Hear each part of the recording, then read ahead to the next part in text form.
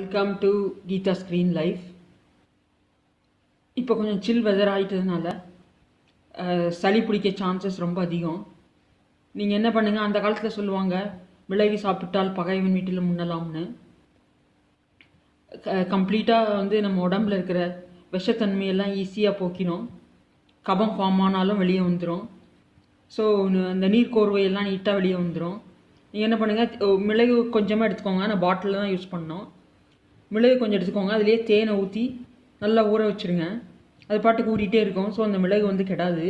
So நீங்கள் என்ன பண்ணுங்கள், நைட்டு தான் கபம் ஃபார்ம் ஆகிற டைமு. அதனால் நைட்டு என்ன பண்ணுங்கள், இந்த மாதிரி 2 மிளகோ அல்லது 3 மிளகோ எடுத்து, பெரியவங்கன்னா அப்படியே வாயில் போட்டு நைட்டு தூங்குறதுக்கு முன்னாடி நல்லா சப்பிடுங்க. மிளகையும் அப்படியே மென்று முழுங்கிடலாம். ஸோ நெக்ஸ்ட் டே பார்த்தீங்கன்னா உங்களுக்கு சளி ஃபார்ம் ஆகாது, உடம்பு நல்லா வேலை செய்யும். ஸோ இந்த மிளகு கெடாது, அது பாட்டுக்கு இருக்கும், ஊறிட்டே இருக்கும். டெய்லி இதுலேருந்து சின்ன குழந்தைங்கன்னா ஒரே ஒரு மிளகு எடுத்து அதை நல்லா பேஸ்ட் மாதிரி பண்ணி இஞ்சி பூண்டு அதில் நசுக்கிட்டு அதை நாக்கில் தடவி விட்டுருங்க.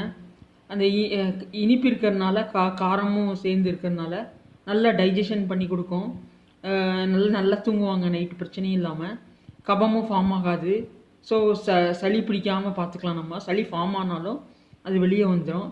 இது யூடியூப்பில் சர்ச் பண்ணப்போ இது மாதிரி சொன்னதுனால நான் இது மாதிரி ட்ரை பண்ணலான்னு பார்த்தேன். நல்லா ஒர்க் அவுட் ஆகுது. ஸோ மிளகு நைட்டு 2 மிளகு அல்லது 1 மிளகு உங்களுக்கு எப்படி தேவையோ அப்படி நீங்கள் நல்லா பேஸ்ட் மாதிரி பண்ணி சாப்பிடுங்க. அதே மாதிரி பார்த்தீங்கன்னா வயிறு எரிச்சல் இந்த மாதிரி இருக்கிறவங்க ஜஸ்ட்டு கொஞ்சமாக எடுத்து ட்ரை பண்ணி பாருங்கள்.